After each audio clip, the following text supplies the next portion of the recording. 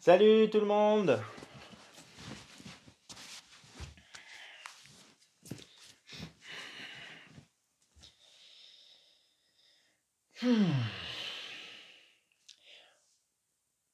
Salut, j'espère que tu vas bien.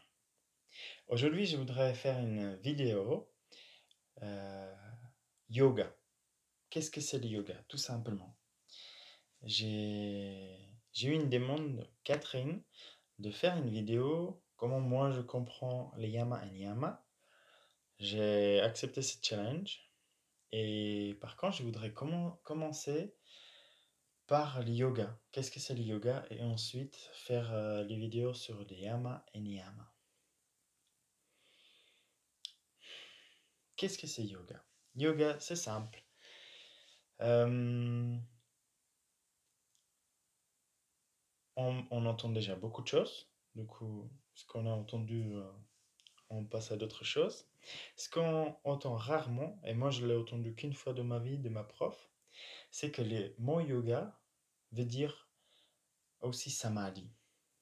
Et samadhi veut dire intellect stable. Et maintenant, juste savoir qu'est-ce que ça veut dire intellect stable. Pour le savoir, on a besoin de se mettre sur ce chemin de yoga et essayer de comprendre plus et expérimenter ce qui est écrit dans la partie philosophique de yoga. Et c'est ce qui est aussi drôle dans le sanskrit, que le yoga veut dire le chemin et le but en même temps. Pour simplifier la chose, je sais pas, c'est... Tu prends ce schéma, et c'est déjà le yoga, et tu prends ce schéma pour arriver à un but, avoir un intellect stable. Et au début, on ne sait pas qu'est-ce que ça veut dire samadhi, intellect stable.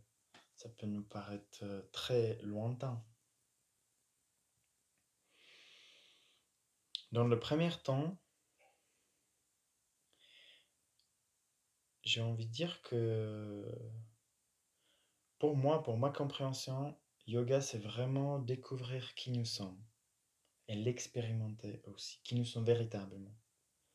Là, on peut toucher les trois questions qu'on... J'ai l'impression les plus connues ils sont associées avec le Bouddha. Est-ce que j'ai le corps ou est-ce que je suis mon corps?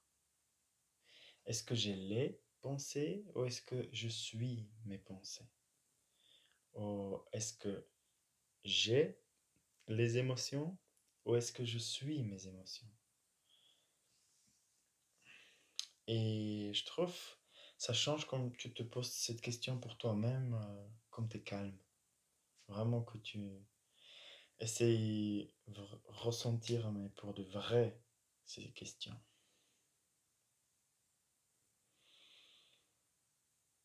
Le plus simple, c'est que tu peux imaginer quelqu'un proche de toi qui soudainement est mort et tu sais très bien que tu peux ramener le corps chez toi à la maison et le garder. Je sais que ça paraît complètement fou, mais juste imagine ça. Mais en même temps, tu sais que quelque chose que tu as aimé, à quoi tu étais attaché, est parti. Dans cette logique, c'était pas le corps que tu as aimé. Et dans cette logique, on peut dire que nous ne sommes pas le corps. Et nous juste, comment dire, on a besoin juste de savoir maintenant qu'est-ce qui en est. Et c'est ça le yoga en fait. Yoga est inspiré par les Védas. Les Védas sont les écritures plus anciennes sur cette terre, sur cette planète.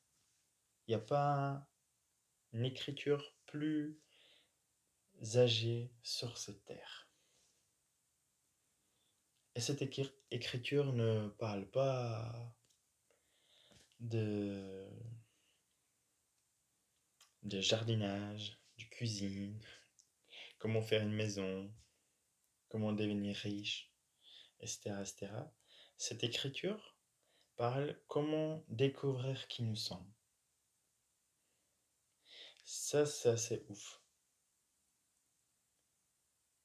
Que l'écriture le plus âgée qu'on a, c'est pas un roman, c'est pas quelque chose inventé, c'est juste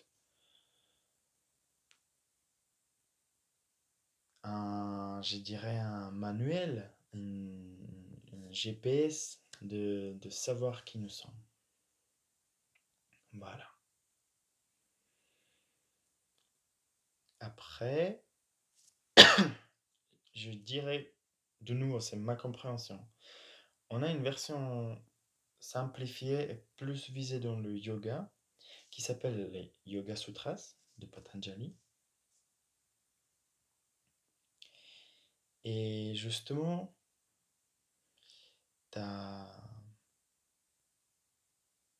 tout est dédié à ça en fait. C'est les poèmes très courts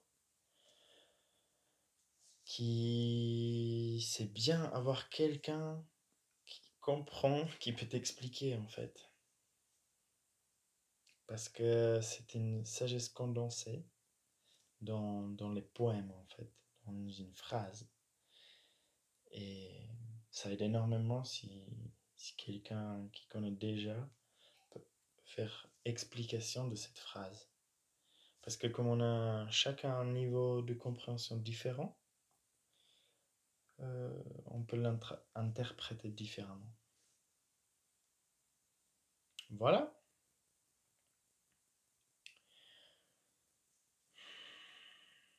Je pense que c'est tout. Pourquoi faire long? C'est simple. Voilà. Alors on s'arrête là. Ça c'est yoga. Allez à la découverte qui nous sommes. Ça me plaît. Merci. Et prochainement, ce sera les yamas.